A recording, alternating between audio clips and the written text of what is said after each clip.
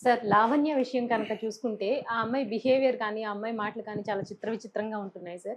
First ఏమో మస్తాన్ సాయి ఇష్యూగా వచ్చింది. ఏంటంటే డ్రగ్స్ అలవాటు చేశాడు అతను అని అలా అలా చెప్పుకొచ్చింది. తర్వాత ఎస్ఐతో కూడా మాట్లాడడం కొంచెం కవ్వింపుగా రాంగ్ యాహ్! బిహేవియర్ చేస్తున్న మాటలన్నీ వినిపిస్తూ ఉంది.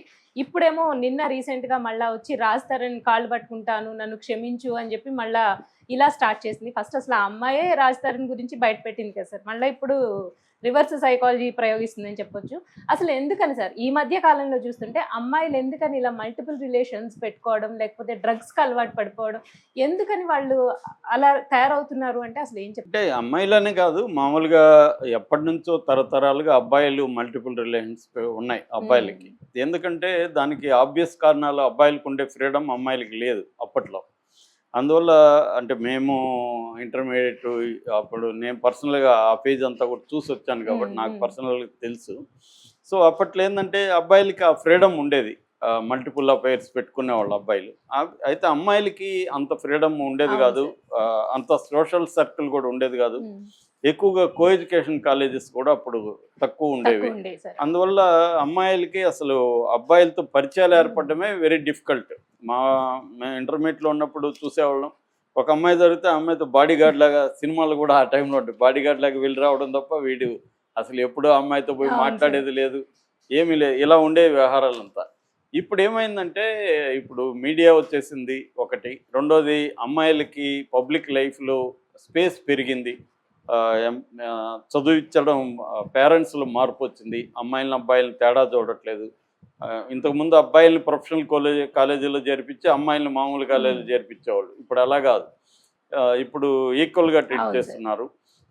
అట్లాగే అమ్మాయిలకి ఫైనాన్షియల్ ఇండిపెండెన్స్ అనేది బ్రహ్మాండంగా వచ్చింది. నిజానికి అబ్బాయిల కంటే కూడా నేను మొన్న కూడా ఒక వీడియోలో చెప్పాను. దాదాపు ఆహ్, 1,50,00,000 మంది ఇప్పటికీ ఆహ్, అమ్మాయిలు బిజినెస్‌ల్లో ఉన్నారు. సొంత హ్మ్. వ్యాపారాలు చేస్తూ. అది 2030కి 3,00,00,000కి చేరుతుంది. అంటే టోటల్ బిజినెస్‌ల్లో 22% అమ్మాయిల హ్మ్. వాటా ఉంది. ఇది మెల్లమెల్లగా పెరిగే అవకాశం ఉంది. అంటే మన దేశంలో అమ్మాయిలు వ్యాపారాల్లోకి, ఎంప్లాయ్‌మెంట్‌లోకి వస్తున్నారు. ఎందుకంటే సర్వీస్ ఓరియెంటెడ్ సెక్టర్ ఎక్కువ కాబట్టి ఇండియాలో రెవెన్యూలో. అవును సార్. బ్రెయిన్‌తో పనిచేసేవి ఎక్కువ కాబట్టి అమ్మాయిలకి సహజంగానే అబ్బాయిలతో పోలిస్తే బ్రెయిన్ పవర్ కూడా ఎక్కువుంటది. సో, అది ఒక ఎగ్జాంపుల్ ఏందంటే మనకి ఎగ్జామ్స్ చూస్తే తెలుస్తుంది. ఇంటర్మీడియేట్, అవును 10థ్‌లో సార్. రిజల్ట్స్ చూడండి. హ్మ్. అమ్మాయిలు ఎక్కువ అమ్మాయిల శాతం ఎక్కువుంటుంది ర్యాంక్స్ సార్. గాని, అవును. పాస్ అయ్యేది గాని, అట్లాగే సివిల్ సర్వీస్ వీటిలో కూడా చూడండి. హ్మ్. అందువల్ల ఫిజికల్‌గా అబ్బాయిల్ని అమ్మాయిలు బీట్ చేయలేకపోవచ్చు కానీ, మెంటల్‌గా వచ్చేసరికి అమ్మాయిలు బీట్ చేయడం అనేది పెరుగుతుంది ఓవరాల్‌గా. సో, దీని పర్యవసానమే అమ్మాయిలకేందంటే మల్టిపుల్ అఫైర్స్ పెట్టుకునే ఇది కూడా పెరుగుతుంది. దానికి కారణాలు నేను తర్వాత చెప్తా. ఓకే. ముందుగా అసలు లావణ్య కేసు హ్మ్. సింపుల్‌గా చెప్పుకోవాలంటే, లావణ్య అనే అమ్మాయి ఫస్టు రాజ్ తరుణ్ నాతో 7 ఏళ్ళో, 10 ఏళ్ళో ఎంతో హ్మ్. ఒక పీరియడ్ కాపురం చేశాడు. తర్వాత నన్ను వదిలేసాడు అనేది ఆమె ఫస్ట్ ఆరోపణ. నాకు నా రాజు కావాలి, నా రాజు కావాలి హ్మ్. అనేది ఆమె డిమాండ్. హ్మ్. ఈ ఈ ఈ పిక్చర్‌ని జనాలకిచ్చింది. అవును అంటే సార్. రాజ్ తరుణ్ పెర్పెట్రేటర్, తాను విక్టిమ్. హ్మ్. అతను విలను, నేను విక్టిమ్ అవును సార్. అనే పిక్చర్ ఇచ్చింది. చాలామంది నమ్మారు. హ్మ్. ఆమె వైపు కూడా అవును. మాట్లాడారు. మెల్లగా రాజ్ తరుణ్ వెనకే ఉండి కొంతమందిని రంగంలో దింపాడు. అందులో ఫస్టు అతని పేరేమి శేఖర్ భాష. హ్మ్. శేఖర్ భాష వచ్చి అసలు ఈ అమ్మాయికే మల్టిపుల్ అఫైర్. ఈ అమ్మాయి చెప్పిందేంది, రాజ్ తరుణ్‌కి మాల్వి మల్హోత్రాతో అఫైర్ ఉంది. అందుకే నన్ను వదిలేసాడు అనేది ఈ అమ్మాయి ఆరోపణ. హ్మ్. దాని తర్వాత శేఖర్ భాష వచ్చి అసలు ఈ అమ్మాయికే హ్మ్. వేరే అఫైర్‌లు ఉన్నాయి. ఈ అమ్మాయి డ్రగ్ అడిక్టు అని నిరూపించడానికి కొన్ని వీడియోలు ప్రవేశపెట్టాడు. ఆ క్రమంలో ఆహ్, ఆమె కరాటే ఆమె పేరేదో కళ్యాణి కళ్యాణి. వాళ్ళు అవును. హ్మ్. మస్తాన్ సాయితో ఒక ఆడియో మస్తాన్ సాయికి తెలీదు ఇది లైవ్ అని. హ్మ్. హ్మ్. వీళ్ళు అతన్ని ఏమార్చి లైవ్‌లో చేసేసారు. దాంతో మస్తాన్ సాయి మాట్లాడేశాడు. ఇంకా అక్కడి నుంచి మస్తాన్ సాయి ఇన్వాల్వ్ అయిపోయాడు. సో, మస్తాన్ సాయి అయినాక ఏమైంది? మస్తాన్ సాయితో ఈ అమ్మాయికి అఫైర్ ఉంది. అట్లాగే ఈ అమ్మాయి వేరే వాళ్ళతో కూడా హ్మ్. ఫ్లర్టింగ్ ఇవన్నీ చేస్తుంది. ఈ అమ్మాయికి డ్రగ్స్ అలవాటు ఉంది. ఇవన్నీ శేఖర్ భాష రంగంలోకి దిగాడు. దాంతో ఈ అమ్మాయి ఇప్పుడు వాళ్ళిద్దరి మీద కత్తి కట్టింది. వాళ్ళిద్దరిని అరెస్ట్ చేయాలంటే డీఏ అంటే డిటెక్టివ్ ఇన్స్‌పెక్టర్ నార్సింగ్‌లో. హ్మ్. అతన్ని ఫ్లర్టింగ్ చేసింది. అతన్ని తన ఫ్లర్టింగ్ వల్ల ఏమయ్యాడు అతను? వీళ్ళిద్దరి మీద చర్య తీసుకునే విధంగా ఆ ఎస్ఐ మరి ఈ అమ్మాయికి సలహా ఇచ్చాడా? ఏం జరిగిందో తెలీదు. ఈ హ్మ్. అమ్మాయి ఎళ్లి మస్తాన్ సాయి ఇంట్లో ఉండే ఒక 4 TB ఎంతో హార్డ్ డిస్క్ని పట్టుకొచ్చింది. అవును సార్. హార్డ్ డిస్క్లో మస్తాన్ సాయికి ఏముంది, ఇవాళ ఉన్న అనేక మంది యూత్కు ఉన్న లక్షణాల్లో భాగంగా మస్తాన్ సాయి తనకు నచ్చిన అమ్మాయిలతో భార్య గర్ల్ ఫ్రెండ్ అంటున్నాడు, వాళ్ళిద్దరితో రొమాన్స్ చేస్తున్నప్పుడు దాన్ని వీడియోలు తీసుకోవడం, ఇది చాలామంది ఇవాళ కామన్. మనకి నెట్లో సైట్లలో, ఇండియన్ సైట్లలో దాదాపు 78% ఈ వీడియోలు మనకు కనబడతాయి. వాళ్ళే తీసుకుంటారు, వాళ్ళే అప్లోడ్ కూడా చేసుకుంటారు.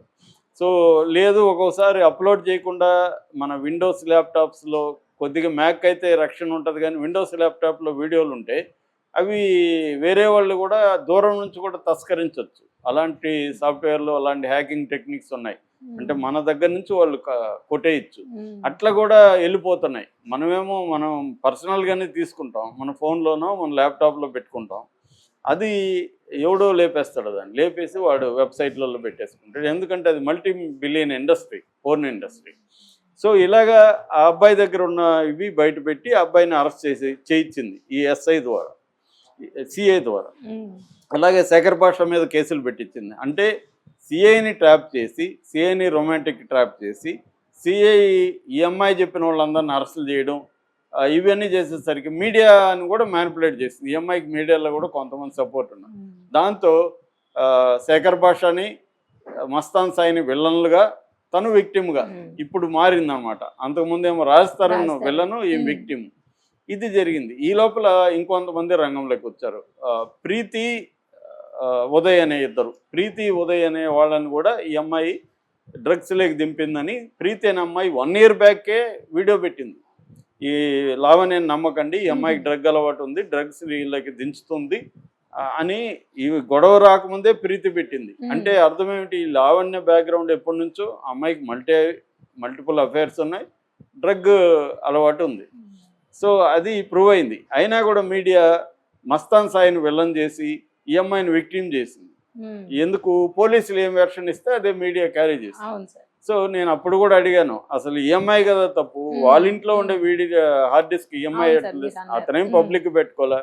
అతను ఒక అమ్మాయితో, ఆ అమ్మాయి అనుమతితో వీడియో తీసుకుంటే, ఇద్దరు అడల్ట్స్, తప్పేముంది దాంట్లో, అది వాళ్ళ ప్రాబ్లం, వాళ్ళు చూసుకోవడానికి వాళ్ళు వీడియో తీసుకున్నారు, దానికి నేరం ఎలా అవుతుంది? కానీ దాన్ని నేరంలాగా చేసి 200 మంది, ఇవన్నీ పోలీసులు ఇచ్చిన పిక్చరు, 200 మంది ఉన్నాయంట, ఇతను 50 మందితో వీడియోలు తీశాడంట, ఇలాగంతా అతన్ని ఒక, అంటే అదేదంటారు, కుక్కని చంపాలంటే ముందుగా పిచ్చి కుక్క అని చెప్పాలి, అప్పుడు సింపతి రాదు. దాన్ని మంచి కుక్క అయినా పిచ్చి కుక్క అని చెప్పేసామనుకో జనాలు అమ్మాయి అనుకుంటారు తప్ప అయ్యో అనుకోరు. అలాగా మస్తాన్ సాయిని ఒక దుర్మార్గులాగా చిత్రీకరించడం అనేది కలిసి ఈ అమ్మాయి చేసింది. ఇప్పుడేమైపోయింది, ఈ అమ్మాయి ఆ డిఐ శ్రీనివాస్తో వగలబోతూ అతన్ని సెడ్యూస్ చేయడానికి ట్రై చేస్తున్న వీడియో బయటకు వచ్చేసింది. ఇది ఎప్పుడైతే వచ్చిందో గవర్నమెంట్లో పోలీస్ డిపార్ట్మెంట్ అలర్ట్ అయింది. ఎందుకంటే నార్సింగ్ పోలీస్ స్టేషన్ మీద ఆల్రెడీ విమర్శలు ఉన్నాయి. గతంలో ఒక ఎస్ఐని, సిఐని కూడా సస్పెండ్ చేశారు. అందుకని పోలీసులు ఏం చేశారంటే డిఐని వేరే చోటికి ట్రాన్స్ఫర్ చేశారు. ఎప్పుడైతే ట్రాన్స్ఫర్ చేశారు, మిగతా పోలీసులు లావాణ్య అంటే భయపడే పరిస్థితి. ఈమెతో మాట్లాడాలంటేనే వాళ్ళకి భయం.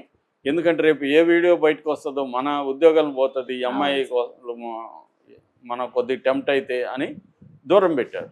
ఎప్పుడైతే ఈ అమ్మాయికి ఇప్పుడు అన్ని రకాలుగా ద్వారాలు మూసుకుపోయాయో, ఇప్పుడు ప్లేట్ ఫిరాయించి విక్టిమ్ వేరే విక్టిమ్లోకి వెళ్ళిపోయింది. ఆ విక్టిమ్ మళ్ళీ ఇప్పుడు ఏమంటుంది, నేను నా బంగారు కొండ రాజస్థాను అతన్ని వదులుకున్నాను, దీనికి కారణం మళ్ళీ మస్తాన్ సాయి నన్ను నమ్మించాడు, రాజస్థాన్ మాల్వి మల్హోత్రతో అఫేర్ ఉందని మస్తాన్ సాయి నన్ను నమ్మించాడు, మస్తాన్ సాయి డ్రగ్స్లో దించాడు, మస్తాన్ సాయితో నేను అఫేర్ ఒక చిన్న తప్పు చేశాను, సో అమ్మాయిలు మీరు తప్పులు చేయకండి, అలాగా డ్రగ్స్లోకి వెళ్ళకండి, సెక్స్ అఫైర్లు పెట్టుకోకండి అని ఈ అమ్మాయి పిలిపిస్తుంది.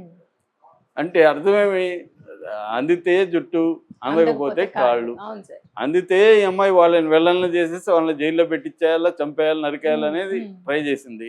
అందకపోతే ఇప్పుడు ఏడ్చి నేను కాళ్ళు పట్టుకుంటా, నేను క్షమాపణ అడుక్కుంటా, ఇది డేంజర్. మళ్ళీ కాళ్ళు పట్టుకున్నాక మళ్ళీ లాగుతుంది కాళ్ళని కుదిరినప్పుడు.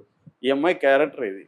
సో అసలు ఎందుకు ఇలా చేస్తారనేది చాలా పెద్ద టాపిక్, నేను బ్రీఫ్గా చెప్తాను. దీనికి రకరకాల కారణాలు ఉంటాయి. అమ్మాయిలైనా అబ్బాయిలైనా మల్టిపుల్ అఫైర్స్ ఎందుకు పెట్టుకుంటారు, డ్రగ్స్కి ఎందుకు అలవాటు అవుతున్నారు ఈ జనరేషన్లో అనే దాని సైకలాజికల్ రీజన్స్ ఏంటంటే, అవాయిడెంట్ అటాచ్మెంట్ అంటారండి. అవాయిడెంట్ అటాచ్మెంట్ అంటే అటాచ్మెంట్ ఒక అటాచ్ అవుతుంటే వీళ్ళకి భయం అయిపోతుంది. అటాచ్మెంట్ని తొలగించుకోవాలంటే ఇంకొకరితో అఫేర్ పెట్టుకుంటారు.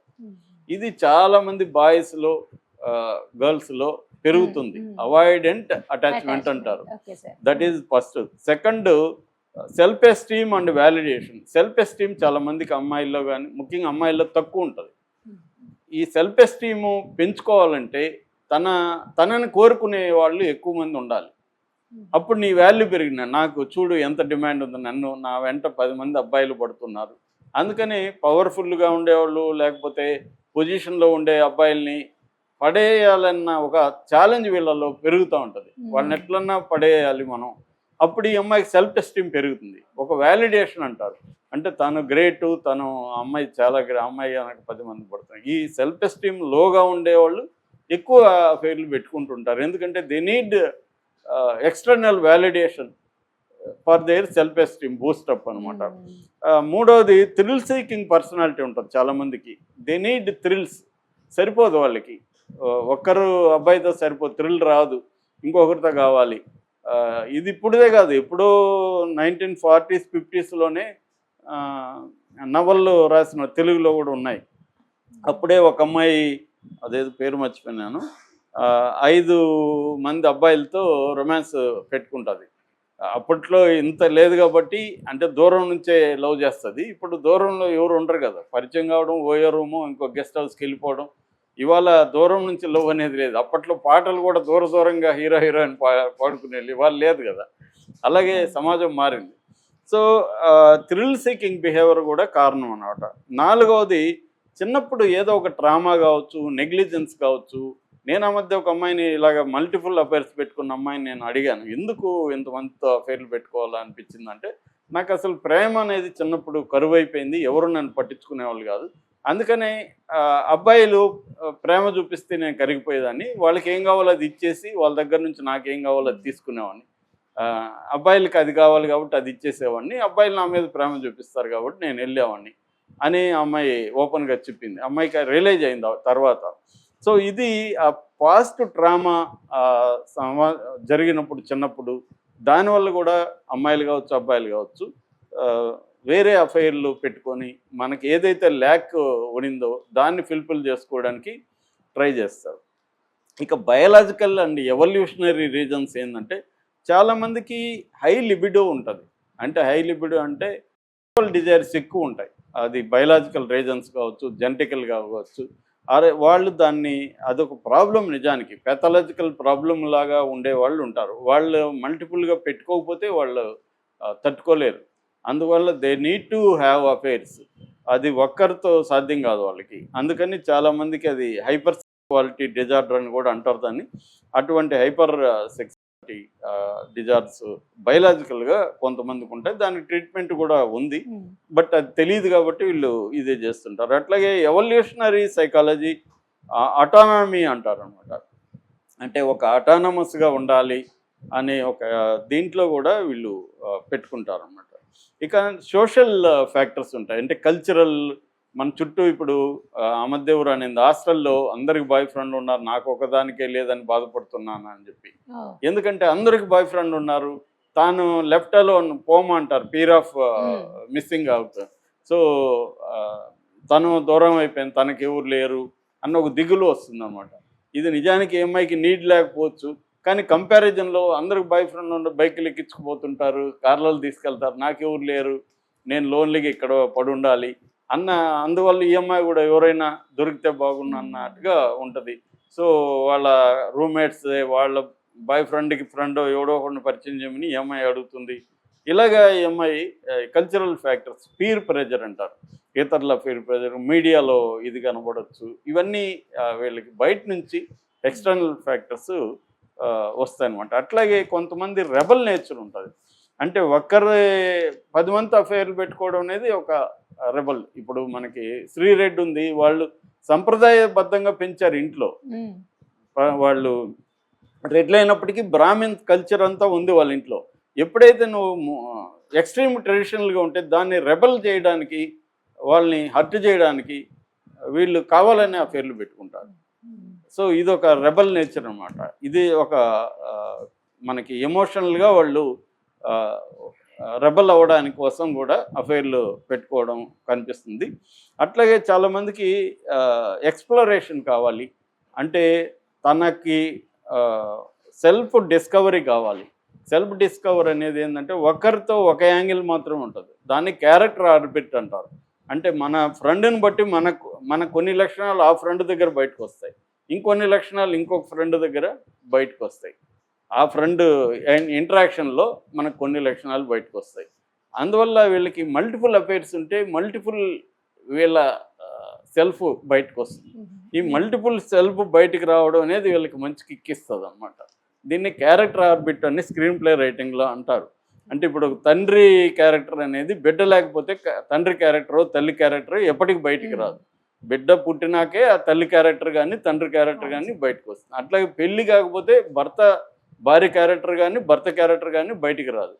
ఇలాగా వేరే దీన్ని మిర్రర్ క్యారెక్టర్స్ అంటారు.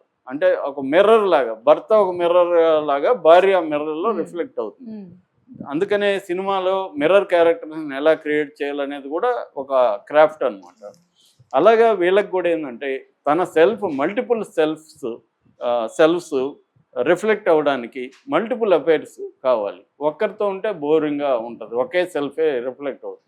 వేరే వాళ్ళు వచ్చినప్పుడు వీళ్ళల్లో ప్లేఫుల్నెస్ నేను చాలామందిని గమనించాను. ఇప్పుడు భర్త సీరియస్గా ఉంటాడు, వీళ్ళతో మంచిగా ఉండొచ్చు కానీ ఫన్నీగా ఉండడు, ప్లేఫుల్గా ఉండడు.